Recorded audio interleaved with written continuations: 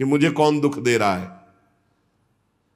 ये बात सुनकर के बहुत प्रसन्न हुए परीक्षित और समझ गए। परीक्षित ने कहा, मैं जान गया तुम बैल नहीं हो, तुम साक्षात धर्म हो, क्योंकि धर्म कभी किसी को दोषी नहीं ठहराता।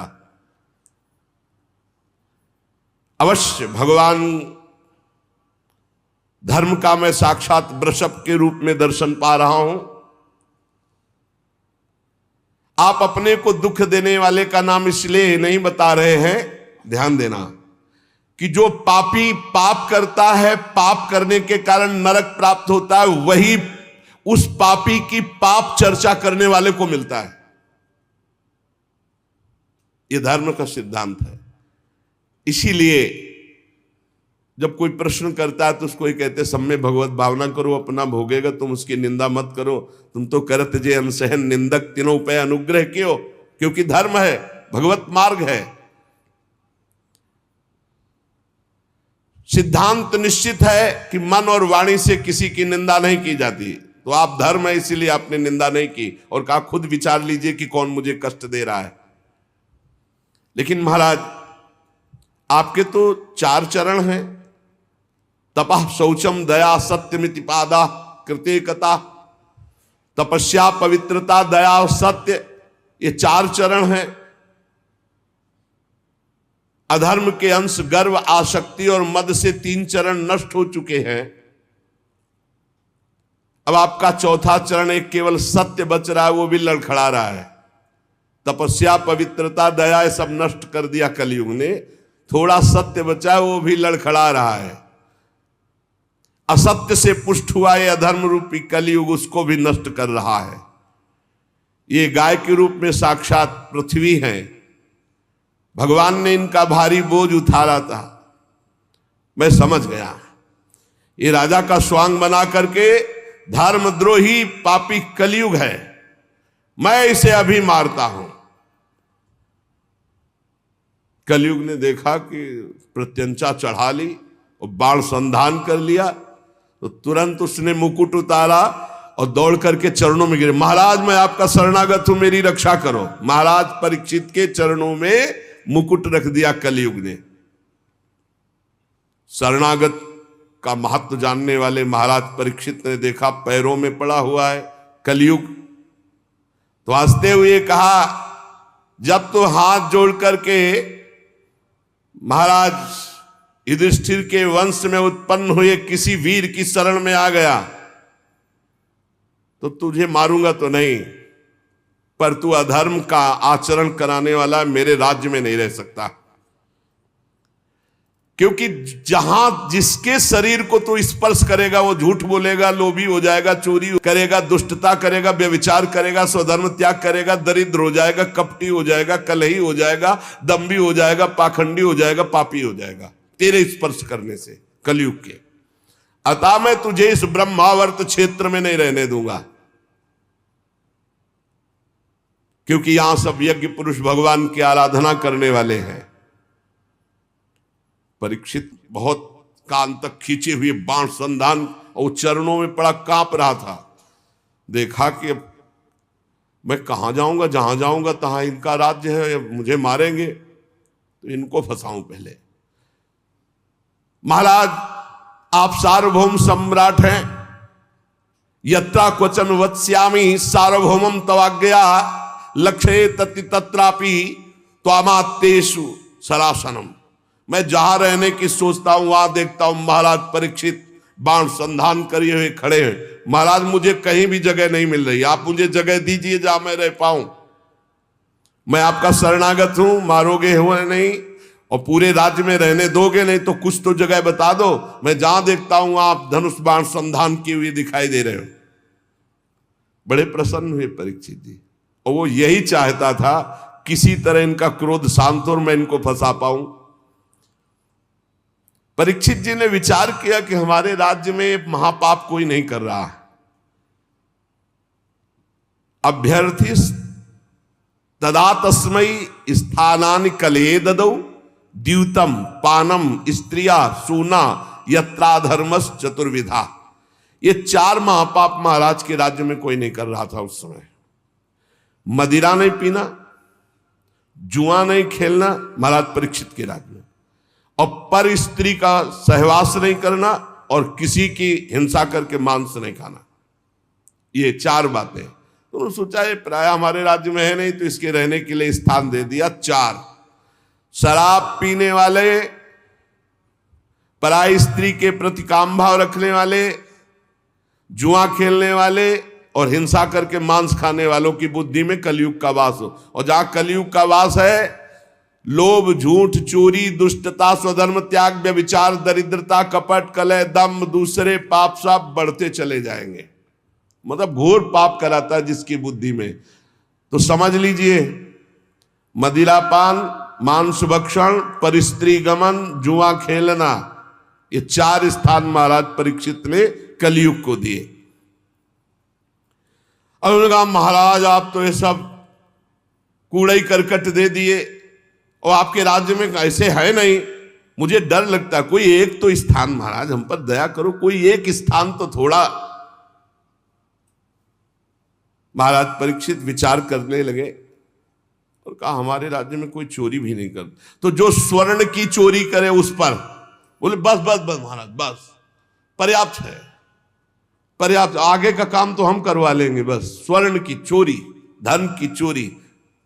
अर्थात जब जुआ खेला जाता है तो इसमें झूठ की प्रधानता होती है, जब शराब पिया जाता है तो इसमें अहंकार की प्रधानता होती है, जब स्त्री संभोग किया जाता है तो काम की प्रधानता होती है, जब हिंसा की जाती है तो वैर की प्रधानता होती है, और जब धन आदि की बात होती है, अधर्म के द्वारा घूस आदि लेना, ये सब स्वर्ण चोरी के अंतर्गत है, तो रजोगुण की प्रधानता होती है। और रजोगुण छाया हुआ, कलयुग ने सोचा अब किसी की भी बुद्धि नहीं बकाया रखेंगे, सब में हमारा वास हो जाएगा, क्योंकि रजोगुण चोरी, कहीं ना कहीं छल कपट छुपाओ, बस इतने में हमारा प्रवेश हो जाएगा। परीक्षित ने 5 स्थान दिए, जुआ खेलना, शराब पीना, परिस्त्री गमन करना, हिंसा मांस खाना, और रजोगुण चोरी करना, छल कपट किसी भी तरह से धन का अपहरण करना। कलयुग 5 स्थान का वास स्वीकार करके बड़ी सावधानी से देखने लगा कि किसमें झूठ है, किसमें अहंकार है, किसमें काम है, किसमें वैर है, किसमें रजोगुण है। कौन शराब पीता है, कौन परिस्त्री गमन की भावना रखता है, कौन मांस खाता है, कौन जो मिले बस। और चोरी तो बढ़ना शुरू हो गया, बुद्धि भ्रष्ट कर दी। राजा परीक्षित ने अपने पुण्य बल से धर्म के 3 चरण जोड़ दिए, तपस्या, पवित्रता और दया, और चौथा तो सत्य था ही। आश्वासन दिया जब तक हमारा राज्य है तब तक आप सुरक्षित रहेंगे। अभिमन्यु नंदन राजा परीक्षित बड़े प्रभावशाली। श्रुति जी कहते हैं अद्भुत कर्मा भगवान श्री कृष्ण की कृपा से राजा परीक्षित अपनी माता की कोख में अश्वस्थामा के ब्रह्मास्त्र से भगवान की कृपा से नहीं जले, भगवान का दर्शन पाया। लेकिन एक घटना घट गई कि एक छोटे ब्रह्म ऋषि बालक के शाप ने उनको भस्म कर दिया। तक्षक सर्प काटेगा आज के 7वें दिन और तुम मर जाओगे, तो वो बात ऐसी हुई। ब्रह्मास्त्र नहीं जला पाया, लेकिन ब्रह्म ऋषि के वाक अस्त्र ने भस्म कर दिया। पर प्राण उनके भयभीत नहीं हुए। वो गंगा तट का आश्रय लेकर भगवान सुखदेव जी के मुख से श्रीमद् भागवत सुनकर भगवत प्राप्ति की। कलयुग में एक बहुत बड़ा गुण है, इसीलिए परीक्षित ने इसको मारा नहीं। इसमें मन से पाप करने पर कोई दंड नहीं मिलेगा। अन्य युगों में मन से भी मानसिक पाप का भी दंड मिलता था। इसमें जब तक शरीर से कर्म नहीं बनेगा तब तक उसका पाप दंड नहीं मिलेगा, और पुण्य तो मन से करने पर लाभ में प्राप्त हो जाएगा। जैसे चलते हैं, कल जो है वृंदावन की परिक्रमा लगा, अचानक कोई घटना घटी, कोई ऐसा आप नहीं कर पाए तो आपको मिलेगा। कलयुग का एक बहुत बड़ा प्रताप कि इसका मानसिक संकल्प से पुण्य कर्म तो प्राप्त हो जाता है, लेकिन पाप कर्म का फल नहीं मिलता। गोस्वामी जी ने भी लिखा है, कलिकर एक पुनीत प्रतापा, मानस पुण्य होए और नहीं पापा। तो यहां कह रहे बड़ा भारी इसमें लाभ है। अगर मानसिक पाप का फल मिलता तो हमें लगता है कि नरक ही मिलता और कोई रास्ता ही नहीं रहता, क्योंकि मन तो गंदी गंदी बातें सोचता रहता है। परंतु पाप कर्म तभी लागू होगा जब शरीर से क्रिया होगी, संकल्प मात्र से नहीं। और ये कलयुग प्रमादी लोगों पर ज्यादा आक्रमण करता है, जो समय व्यर्थ करते हैं। नाम जप करो, भगवत लीला गायन करो। कभी कहां कलयुग है, कहां इस समय कलयुग है? जब भगवत चर्चा सुन रहे, भगवान नाम कीर्तन, भगवत भजन, तो अब बैठ के इधर उधर भोगों का चिंतन करोगे, गंदी बातों का। तो भगवान श्री कृष्ण चंद्रजू के चरण कमलों का मादक मधुर मधु संतों के संग से प्राप्त होता है। इसीलिए भगवत प्रेमी भक्तों के लव मात्र के सत्संग के समान ना स्वर्ग है ना मोक्ष है, फिर तुच्छ इन मृत्यु लोक के भोगों की तो बात ही क्या। महाराज, हम भगवान श्री कृष्ण की लीलाओं से भरे हुए पावन चरित्र को सुनना चाहते हैं। सूत जी ने कहा, अहो आप महात्माओं के संग से आज मेरा जन्म धन्य हो गया, क्योंकि जब महापुरुषों से बातचीत करने का अवसर मिल जाता है तो सारे पाप नष्ट हो जाते हैं, हृदय पवित्र हो जाता है बातचीत मात्र से। वास्तव में अनंत भगवान की हम पर बड़ी कृपा है, जो आप 88,000 ऋषि बैठकर भगवत चर्चा सुन रहे हैं और बार बार प्रश्न करते हैं भगवान की लीला कथा का। भगवान के गुणों की क्षमता भी जब कोई नहीं कर सकता तो उनसे बढ़कर कोई हो ही कैसे सकता है। उनके गुणों की विशेषता समझाने के लिए इतना कह देना पर्याप्त है कि लक्ष्मी जी अपने को प्राप्त करने की इच्छा से प्रार्थना करने वाले ब्रह्मादि देवताओं को छोड़कर भगवान के ना चाहने पर भी उनके चरण कमलों की रच का सेवन करती है। ब्रह्मा जी ने भगवान के चरणों का प्रक्षालन करने के लिए जो जल समर्पित किया, वही जल गंगा जी के रूप में आज त्रिभुवन को पावन कर रहा है और भगवान देवादिदेव महादेव अपने माथे पर उसे धारण किए हुए हैं। ऐसी अवस्था में त्रिभुवन में श्री कृष्ण के अतिरिक्त भगवान शब्द का दूसरा और क्या अर्थ हो सकता है? सूत जी कहते हैं, जिनके प्रेम को प्राप्त करके धीर पुरुष बिना किसी हिचक के देह गे आदि की दृढ़ आसक्ति को छोड़ देते हैं, उन परमहंसों के स्वामी, परमहंसों की प्रिय आत्मा भगवान श्री कृष्ण की आराधना के सिवा हम किसकी आराधना करें? ऋषियों, जैसे पक्षी अपनी शक्ति के अनुसार आकाश में उड़ते हैं, वैसे ही विद्वान लोग अपनी अपनी बुद्धि के अनुसार भगवान के लीला चरित्रों का गायन करते, पर पार कोई नहीं पा सकता। एक दिन की बात है कि राजा परीक्षित धनुष लेकर वन में शिकार खेलने के लिए निकले। यह शिकार मांस भक्षण के लिए नहीं होता था, ये उन पशुओं का शिकार होता था जो रोगी पशु होते थे, जिनसे संक्रामक रोग प्रजा को फैलने का होता था, तो उनको जान जान करके फिर उनका उद्धार करते थे। ये राजा का कर्तव्य होता था। महाराज शिकार खेलने में बहुत आज पीड़ा को प्राप्त हुई, भूख प्यास थकान, पता नहीं क्यों अभी तक नहीं हुआ था, क्योंकि कलयुग ने विचार किया कि इन्हीं के ऊपर सवार हो। हमने संतों से सुना कि जब जरासंध का वध हुआ तो उसका जो मुकुट था वो भीमसेन ले आए थे। तो आज पता नहीं क्या महाराज परीक्षित के, संतों से सुना है हमने, महाराज परीक्षित ने वही मुकुट धारण किया, जो ही धारण किया सो कलयुग उसमें विराजमान हो गया। आज थोड़ा ही अभी उनको प्यास लगाई, बड़ी भूख लगाई, शरीर में बड़ी थकान, ऐसा कभी नहीं हुआ था। क्या जंगल में वो जलाशय नहीं थे क्या? क्या राजा के पास सुविधा नहीं होती क्या? क्या राजा कभी अकेले जाता है? सैनिक और व्यवस्था चक्रवर्ती सम्राट है, कोई साधारण आदमी थोड़ी है कि धनुष बाण उठाया और शिकार को चल दिए। पूरा वैभव, बड़े बड़े सरोवर, बड़े हुक्म कर देते तो कौन सी बात थी जो वहां पूर्ण ना हो जाती। लेकिन सबको छोड़कर अकेले एक ऋषि के आश्रम में निकल चले गए, रोक दिया सबको, ऋषि के आश्रम में गए। देखा वहां शांत भाव, शरीर देह भाव से ऊपर उठे हुए समाधि में स्थित महापुरुष, जिनके इंद्री प्राण मन बुद्धि सब ब्रह्माकार है, प्राण भी संचलित नहीं हो रहे, शांत ब्रह्म में स्थित, ऐसी समाधि, जड़ की तरह, ठूठ की तरह एकदम। बस जागृत स्वप्न सुषुप्ति तीनों अवस्थाओं से ऊपर तुरी पद में स्थित महापुरुष, जटाएं बिखरी हुई है, कृष्ण मृग चर्म नीचे धारण किए।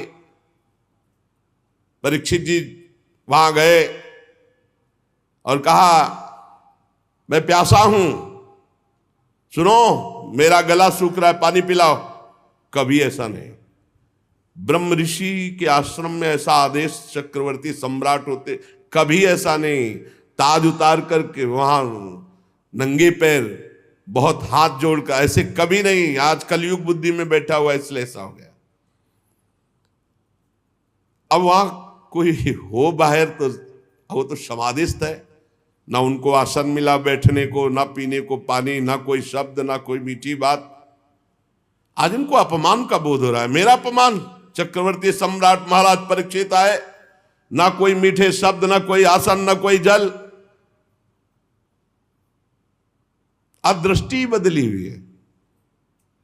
देखा ऋषि को ढोंग तो नहीं कर रहा है, बुद्धि का खेल है। आज तक कभी ऐसा नहीं। तो देखते हैं अभी बाहर निकले तो एक मरा हुआ सर पड़ा था, ऐसे धनुष की प्रत्यंचा से नोक से उठाया और जाके ऐसे।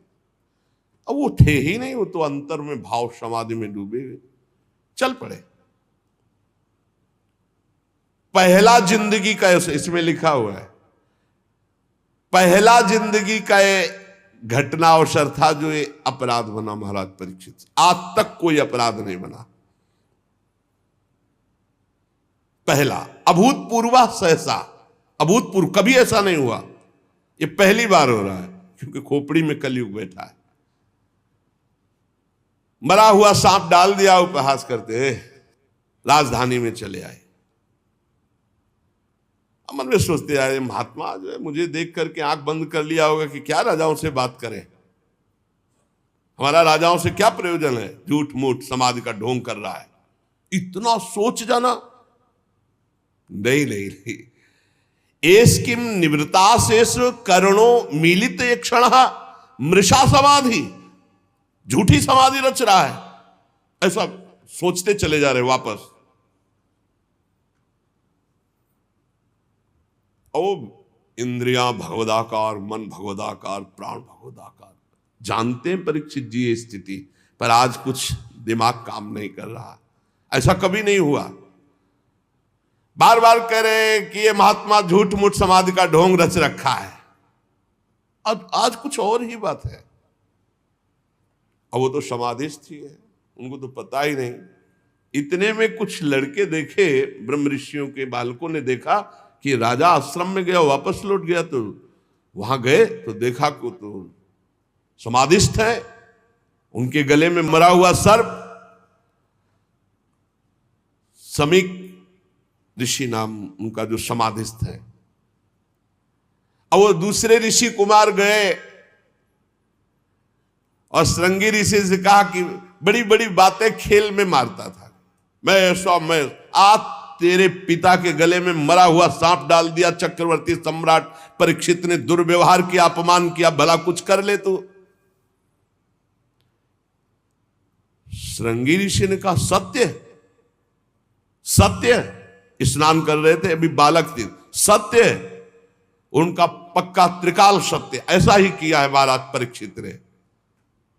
था उन्होंने कहा हो अधर्मा पालानाम पीमनाम बलिभुजामिव स्वामिन्यघम यद दासानाम द्वारपानाम सुनामिव। ये चक्रवर्ती सम्राट कहलाने वाला ये उच्छिष्ट भोजी कौआ इतना संड मुसंड हो गया कि हम ब्रह्म ऋषियों की मर्यादा को भंग कर रहा है। ये हमारा दास होकर दरवाजे पर रहना चाहिए, घर में जाकर स्वामी का अपमान करने का अधिकार इसको किसने दिया? ब्रह्म ऋषियों के सामने सब झुकते हैं, सब सेवक है, इसे द्वार पर खड़े रहना चाहिए था। एक घर में घुस करके ऐसा अपराध कैसे कर दिया? क्या समझता है? भगवान श्री कृष्ण परम धाम चले गए तो कोई शासन करने वाला नहीं। अरे हम ब्रह्म ऋषि बालक हैं। आज इस मर्यादा तोड़ने वाले उद्दंड राजा को मैं दंड दूंगा। ऐ ऋषि बाल को मेरा तपोबल देखो। छोटे बालक है श्रृंगी ऋषि। तुरंत आचमन किया, लाल लाल आंखें क्रोध से, और ऋषि कुमार ने कौशिकी नदी का जल लिया और वाणी रूपी वज्र का प्रयोग किया। एक कुलांगार परीक्षित वहां है नहीं। मेरे पिता कभी अपमान के योग्य नहीं। समीक ऋषि जो समाधि अवस्था को प्राप्त है, तूने उनका अपमान किया और समझता है कि तुझे कोई दंड नहीं दे सकता। तो सुन, मैं सत्य तुझे दंड दे रहा हूं वाणी का। आज के 7वें दिन भयानक विषधर सर्प जो तक्षक है वो आएगा और तुझे डसेगा और तेरी मृत्यु होगी, कोई तुझे नहीं बचा पाएगा। इस शाप दिया। दंक्षत स्म कुलांगारम, आज के 7वें दिन तक्षक सर्प तुझे डसेगा, कोई नहीं बचा सकता। इसके बाद साप देने के बाद भागते हुए आए और देखा पिता के गले में मरा हुआ सर्प हटाया और पिता से लिपट कर रोने लगे। जब बहुत हिलाया डुलाया, रो रहे हैं, धीरे धीरे धीरे धीरे उनकी वृत्ति वाह्य दशा को प्राप्त हुई। आंख खोली और पूछा, बेटा तुम क्यों रो रहे हो? ब्रह्म ऋषि के बालक हो, ऐसे कैसे रुदन कर रहे हो? तो उनका पिताजी वो राजा परीक्षित आए थे, वो तो बड़े कड़वे शब्दों में बोल रहे हैं, और उसने आपका अपमान करते हुए मरा हुआ सर्प आपके गले में डाला,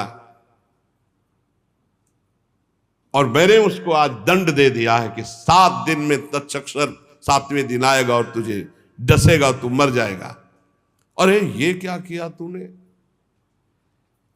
इतने बड़े धर्म से युक्त धार्मिक राजा को ऐसा दंड दिया जाता है? नहीं नहीं, तू बालक है, मूर्ख है, तूने बड़ा पाप कर दिया। समीक ऋषि ने कहा, परीक्षित कहीं साप के योग्य है? पर खेद है कि तेरे वचन मिथ्या नहीं किए जा सकते। ये बात समझ। पिता है ब्रह्म ऋषि बालक, तो उनका खेद है कि अब तेरे वचन मिथ्या नहीं किए जा सकते। ये तो बहुत बड़ा दंड है। तेरी बुद्धि कच्ची है, तू अभी साधुता को नहीं समझता है। अरे भगवत स्वरूप राजा है, वो आया था, कुछ इससे क्या जाता है? भाई चाहिए तो ये था हम खड़े होकर अर्घ देते, उनको जल पिलाते, पर हम थे नहीं, समाधि में थे। अरे राजा ना हो तो हम भजन नहीं कर सकते। अराजक तत्व बढ़ जाएंगे और वो हमारे भजन में विक्षेप पहुंचाएंगे। बड़ा तूने गलत किया। परीक्षित बड़े यशस्वी और धर्म धुरंधर है, वो आए हुए थे, उनका हमें सम्मान करना चाहिए। ना समझ बालक, तूने शाप दे दिया। हे भगवान, दोनों पर कृपा करो, अर्थात श्रृंगी ऋषि पर भी और परीक्षित पर। अब उधर परीक्षित जी महाराज जे भी जाकर के मुकुट उतार कर, ये क्या? मैं इतने बड़े महात्मा के आश्रम गया, ना प्रणाम ना नमस्कार, ऊपर से मरा हुआ सर्प, ये मेरी बुद्धि को क्या हो गया? और मैंने दोष दर्शन किया कि ये पाखंड कर रहे हैं, नाटक कर रहे हैं, समाधि, ये कैसे हो गया? हे भगवान, वो बहुत व्यथित है और मन में विचार रहे हैं, बड़ा पश्चाताप है। वो मन में विचार रहे हैं कि भगवान मुझे कोई भयानक दंड मिले, मैंने बहुत बड़ा अपराध किया। पवित्र हृदय है ना, मैंने महात्मा का अपमान कर दिया, इसके फलस्वरूप शीघ्र से शीघ्र भारी कोई घटना घटे और हमारे ऊपर विपत्ति आवे, मैं दुख भोगूं। मैंने एक संत का अपमान कर दिया। मैं ऐसा चाहता हूं, हे ईश्वर, हे परमात्मा, मेरा प्रायश्चित इस पाप का जरूर हो। कोई न कोई अशुभ बात सुनने को मिले, कोई न कोई दंड मिले, जिससे मैं दोबारा कभी ऐसा दुस्साहस न करूं। ऐसा हो कि ब्रह्म ऋषि क्रोध करके मेरे राज्य को, मेरी सेना को, मेरे खजाने को भस्म कर दे या मुझ दुष्ट को ही नष्ट कर दे। परीक्षित जी ऐसा जाकर के सोच रहे हैं। इस प्रकार चिंता कर ही रहे थे कि समीक ऋषि के द्वारा भेजे हुए 2 ऋषि वहां पहुंचे। महाराज आपको सूचना भेजी समीक ऋषि ने, बड़ी शीतलता होगी, जरूर कोई न कोई दंड विधान हुआ होगा। बोलिए। ऋषि कुमार श्रृंगी ने आपको शाप दे दिया है कि 7वें दिन तक्षक सर्प आएगा और आपको डसेगा, आप भस्म हो जाएंगे, आपकी मृत्यु हो जाएगी। आहा, वो मना ही रहे थे, उनका हृदय बड़ा शीतल हुआ और उनका भगवान श्री कृष्ण ने अपनापन निभाया और मुझे दंड दिया। बहुत अच्छा लगा, क्योंकि मेरे द्वारा अपराध हुआ था, मैं मांग रहा था कि मुझे कोई प्रायश्चित करने के लिए अवसर मिले, दंड मिले। अब मुझे 7 दिन भगवान श्री कृष्ण के चरणों में मन लगाकर 7वें दिन शरीर छोड़ना है। महाराज जन्मेजय को राज्याभिषिक्त किया और आज के बाद न जबान में पानी जाएगा न अन्न जाएगा। संपूर्ण राज्य सुख का त्याग कर गंगा के तट पर बैठ गए। जो गंगा जी भगवान का चरण धोवन है, लोकपालों सहित समस्त लोकों को पावन करती हुई गंगा जी, उन्हीं के समीप जाकर मरणासन व्रत लिया। ना गंगा का किनारा छोड़ेंगे, ना एक बूंद जल पाएंगे, ना एक टुकड़ा अन्न पाएंगे। पूरा राज्य का मोह, परिवार का मोह, शरीर का मोह त्याग दिया। जो ही बड़े बड़े ब्रह्म ऋषियों में चर्चा फैली कि परीक्षित जी को ऐसा शाप, और परीक्षित जी अनशन आमरण व्रत लेकर गंगा तट पर बैठ गए हैं, तो बड़े बड़े ऋषि मुनि वहां आने लगे। देखो ये भगवान की कृपा, पात्र पर कैसी कृपा होती है। उस समय सबसे पहले अत्रि जी पधारे, फिर वशिष्ठ जी, च्यवन जी, शरद्वान, अरिष्टनेमी, भृगु, अंगिरा, पराशर, विश्वामित्र, परशुराम, उतथ्य, इंद्र प्रमद, इद्मवा, मेधातिथि, देवल, आरिष्टसेन, भरद्वाज, गौतम, पिप्पलाद, मैत्रेय और कवश, अगस्त, नारद, व्यास, बड़े बड़े ब्रह्म ऋषि, अरुणादि राज ऋषि, ये सब विश्व में जब हाहाकार मच गया कि महाराज परीक्षित को शाप मिला श्रृंगी ऋषि का, 7वें दिन तक्षक सर्प आएगा और भस्म कर देगा, तो वो गंगा के किनारे आमरण अनशन व्रत लेकर बैठ गए हैं। परीक्षित जी सबकी पूजा करते हैं, सबके चरणों में सिर रखकर वंदना करते हैं। जब सब बैठ गए, महाराज परीक्षित ने फिर से प्रणाम किया और खड़े होकर शुद्ध हृदय से अंजलि बांधकर कहा, राजा परीक्षित ने कहा, आज मैं अपने मुख से कह सकता हूं कि मैं समस्त राजाओं में धन्य हूं, क्योंकि आप सब महात्मा हमें दर्शन देने के लिए आए। मैं धन्याति धन्य हूं। आप महापुरुषों का प्रेम, मैंने किसी को बुलाया नहीं, आप स्वयं आए हैं, इसलिए मैं अपने को धन्य कह रहा हूं। राजवंश के लोगों से तो प्राय निंदित कर्म बच जाते हैं, वो आप महात्माओं की चरण धोवन से दूर पड़ जाते हैं, परंतु मैं भी तो राजा हूं। देहगे में आसक्त था, आज एक महात्मा के बालक की कृपा हुई और मुझे भगवान श्री कृष्ण का बना दिया। शाप देकर संपूर्ण राज्य का त्याग, संपूर्ण परिवार का त्याग, शरीर के राग का त्याग, भोजन पानी का त्याग। आप लोग, मां गंगा जी सब हम पर बहुत प्रसन्न हैं। ब्राह्मण कुमार श्रृंगी ऋषि के शाप का कोई दूसरा कारण नहीं, केवल कृपा ही कृपा है। मुझे कृपा दिखाई दे रही, मुझे कोई डर नहीं, कोई परवाह नहीं, क्योंकि आप सब संतों ने घेर लिया आकर। आप बड़े कृपालु हैं। मैं सब महात्माओं से यही प्रार्थना करता हूं कि मेरा बार बार जन्म हो और मेरे अपने श्री कृष्ण में प्रेम हो। सबसे आशीर्वाद ये चाहता हूं कि बार बार जन्म हो और भगवान श्री कृष्ण में प्रेम हो। महाराज परीक्षित परम धीरवान दृढ़ निश्चय करके गंगा जी के तट पर पूर्वाग्र को शाक करके उत्तर मुख होकर बैठ गए। महाराज आमरण अनशन का निश्चय करके बैठे। देवता लोग पुष्पों की वर्षा कर रहे थे परीक्षित जी के ऊपर। सब संत महात्मा साधु साधु सबने कहा राजर्षि शिरोमणि भगवान श्री कृष्ण के प्रति ऐसी प्रीति कोई आश्चर्य की बात नहीं, क्योंकि आप पांडवों के ही वंशज हैं। आपने एक क्षण में शरीर संबंधी भोग, शरीर संबंधी राज, शरीर संबंधी रिश्ते नाते सबका त्याग कर दिया। धन्य हैं आप। अब हम भी तब तक यहीं रहेंगे जब तक आपका परम धाम गमन नहीं होगा। ऋषियों ने कहा जब तक आप भगवत धाम नहीं जाएंगे हम सब ऋषि यहीं बैठे रहेंगे 7 दिन 7 रात। ऋषियों के वचन सुनकर राजा परीक्षित ने उन फिर मुनियों का अभिनंदन किया और ऋषियों से प्रार्थना की कि आप सब ओर से पधारे हुए ब्रह्म ऋषि हैं, सत्यलोक में रहने वाले मूर्तिमान वेदों के समान आप हैं। आप लोगों का हम पर बड़ा अनुग्रह है। आपका लोक परलोक में कोई स्वार्थ नहीं है। सबसे हम ये प्रश्न करते हैं कि मरणासन पुरुष को परम कल्याण के लिए क्या करना चाहिए। जो शीघ्र शरीर छोड़ने वाला है, शरीर छूटने वाला है, उसको क्या करना चाहिए, कौन सा अनुष्ठान करना चाहिए।